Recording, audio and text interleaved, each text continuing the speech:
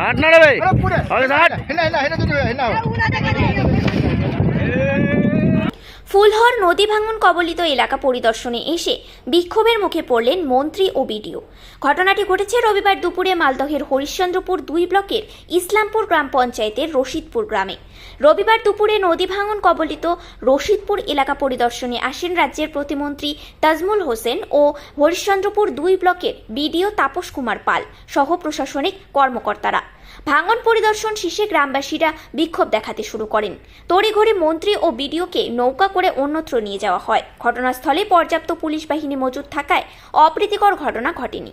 প্রসঙ্গত বেশ কয়েকদিন ধরে ফুলহর নদীতে জল মারাত্মক বৃদ্ধি পেয়েছে, আর এর ফলে নদীর তীরবর্তী রশিদপুর অঞ্চল ভীষণভাবে ক্ষতিগ্রস্ত। গ্রামের মধ্যে ঢুকে গিয়েছে নদী। ইতিমধ্যে বেশ কয়েকটি দোকান সহ বাড়ি জলের তলায় চলে গিয়েছে, কিন্তু এখনও পর্যন্ত কোনো সরকারি ত্রাণ ব্যবস্থার দেখা মেলেনি।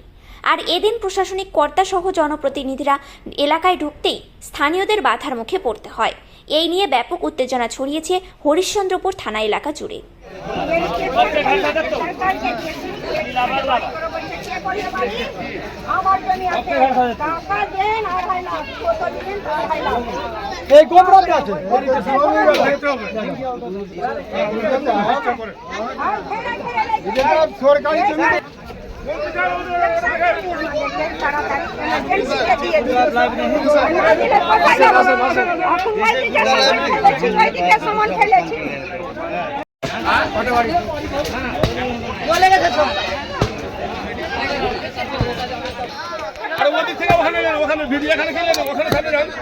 আপনারা নিয়ে কাজ করেন, আমি নিয়ে কাজ করি।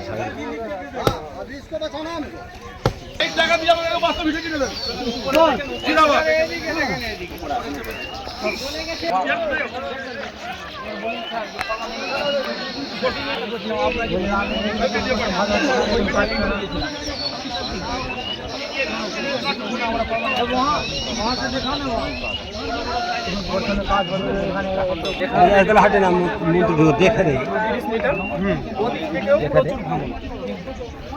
এটা যদি আমাদের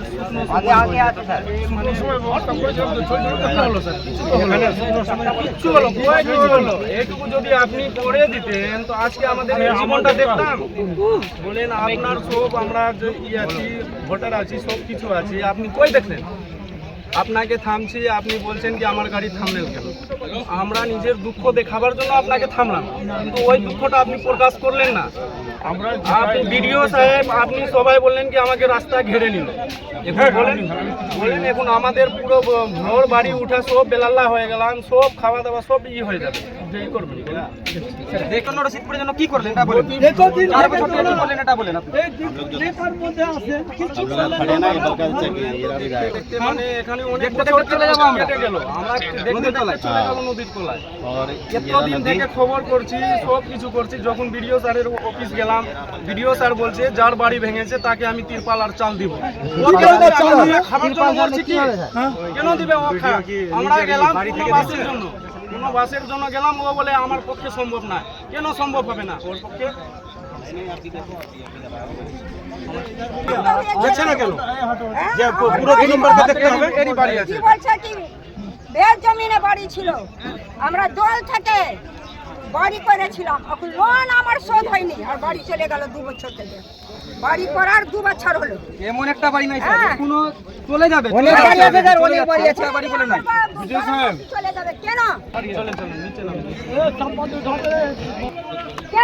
এখানে মাটি আমার বাড়ান চললো, একটা আমার ঘর চললো, আমার বাড়ান বাসি চললো।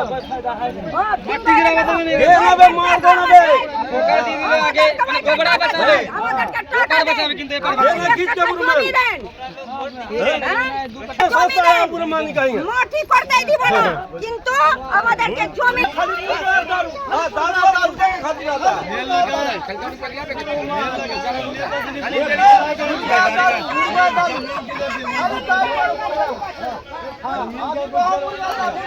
डेली दारू आता है, खाली दारू पीने के लिए डेली।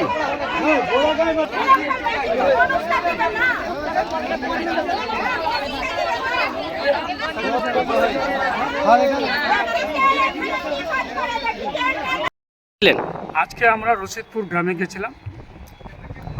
ইসলামপুর গ্রাম পঞ্চায়েতের অধীন রশিদপুর একটা গ্রাম আছে। সেই রশিদপুর গ্রাম এবং উত্তর ভাকুরিয়া রশিদপুর কাওয়াডোল মিরপাড়া ঘারাইয়া এই বিচ্ছিন্ন এলাকা। সেই রশিদপুর গ্রামে এমন অবস্থা আছে, ইরিগেশন ডিপার্টমেন্টকে আমরা বারবার বলেছি এবং ইরিগেশন ডিপার্টমেন্ট কিছুটা কাজ করেছে।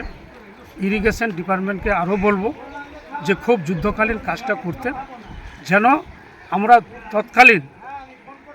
তৎক্ষণাৎ আমরা যেন রশিদপুর গ্রামবাসীকে বাঁচাতে পারি। তার জন্য ইরিগেশন ডিপার্টমেন্টকে বলবো, পাশাপাশি ইরিগেশন মিনিস্টারকে আমি বলবো, আমাদের ডিএম সাহেবকে বলবো, আমাদের মাননীয় মুখ্যমন্ত্রীর নির্দেশে আমরা এখানে এসেছি। মাননীয় মুখ্যমন্ত্রীকে আমরা জানাবো যে বিষয়টি খুব গুরুত্ব সহকারে দেখার জন্য, এবং তার আগে ইরিগেশন ডিপার্টমেন্ট অনেক কাজ করেছে। এবং এখান থেকে যে খগেন মুর্মু পাস করেছে, সে আজ পর্যন্ত, আমরা তো বরাবর এখানে আসছি, এই বিচ্ছিন্ন গ্রামে আমরা বারবার আসছি, কিন্তু এখান থেকে এত ভোট নিয়ে যে খগেন মুর্মু পাস করেছে, কিন্তু তার কোনো পাত্তা নাই। এই যে এত মানুষের যে দুর্দশা, এই দুর্দশার পাশে কিন্তু খগেন মুর্মু নাই, আমরা কিন্তু আছি। এই ক্ষোভটা খগেন মুর্মুকে দেখানো উচিত। আমরা এই উত্তর বাঁকুড়িয়া রশিদপুর কাওয়াডোলের জন্য বিভিন্ন রকম ব্যবস্থা করছি, জলের ব্যবস্থা করেছি, বিদ্যুতের ব্যবস্থা করেছি, সমস্ত রকম ব্যবস্থাপনা আমরা করেছি। এই গ্রামকে বাঁচাবার জন্য আমরা অনেক রকম চেষ্টা করেছি।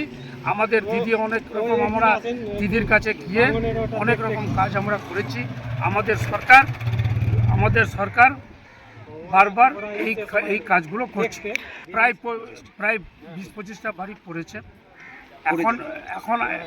এখন আমরা বিডিও সাহেব, আমাদের কর্মাধ্যক্ষ, ডিএমডিসি সবাই এসেছিল, সভাপতি এসেছিল।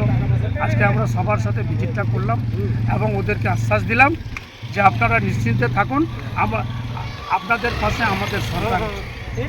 রশিদপুরে ভাঙনের খবর পেয়েছি, তো ওটা আমরা সবাই মিলে দেখতে আসলাম। আমাদের সাথে অনারেবল এমএস স্যার আছেন, আমার পঞ্চায়েত সমিতি সবাই আমরা মোটামুটি চলে এসেছি এখানে।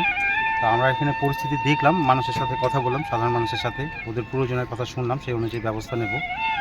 আর যা পরিস্থিতি দেখলাম সেটা আমরা কি করা যায় না করা যায় আমি আমার হায়ার অথরিটির সাথে কথা বলি। তো সেটা নিয়ে আপনাদের কি বক্তব্য? ওদের ক্ষোভের কথা শুনলাম, ওদের খুব জাস্টিফাইড, এবং সেটা তো ওই যে বললাম যে কী করা যাবে না করা যাবে। কারণ এখানে যে যা কাজ করা যাবে সেটা তো শুধু আমাদের পঞ্চায়েত সমিতি বা আমাদের পক্ষে তো সম্ভব না।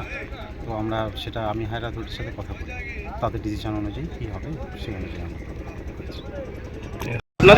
দেখেন স্যার, আমার বাড়ি ঘর জমি নয়, নিজের জমি নয়, পাট্টার জমিনে বাড়ি ছিল স্যার। কোনো রকমই ওই দোল থেকে আমরা টাকা নিয়ে বাড়ি করেছিলাম। হ্যাঁ, 4 রুম বাড়ি ছিল স্যার, 4 রুম বাড়ি করেছিলাম। এই নদীর জলে কাটানে জমিটাই আমার ঘর বার সব কিছু ভেঙে গেল। হ্যাঁ, আমরাই চাই, এখন টাকা বলছে কি এখানে বাস্তা দিব, এটা চোর আছে, চুরি করার জন্য ফ্ল্যাটের সময় আসবে। আর 2 বছর থেকে আমার গ্রাম যে কাটছে, তো কোনো ব্যবস্থা হচ্ছে না। হ্যাঁ, এইটাই করব, এইটা করে দিব, এইভাবে করব। এখন যখন জল হয়েছে বলছে কি ঠিক আছে বাস্তার ব্যবস্থা করছি, তো চুরি করবে, 10টা এখানে দিবে, 100টাও এখানে দিবে, আর বলবে যে কি এত বিলের কাজ হয়ে গিয়েছে। কটা বাড়ি ভেঙেছে এখানে? এখন তো মোটামুটি 100 ঘরের খাতরা আছে। বাড়ি কটা ভেঙেছে? বাড়ি আমার 4টা ভেঙেছে। আজকে কে এসছে আপনাদের এলাকায়? ভিডিও সাহেব। কি জানালেন আপনারা? বললাম যে কি আমাদেরকে কি বলছে কি এরিকেপশনে জমিনটা দেন, ওইখানে যাচ্ছি বলছে কি কাঠা নিব যে ঘেরে রেখেছে।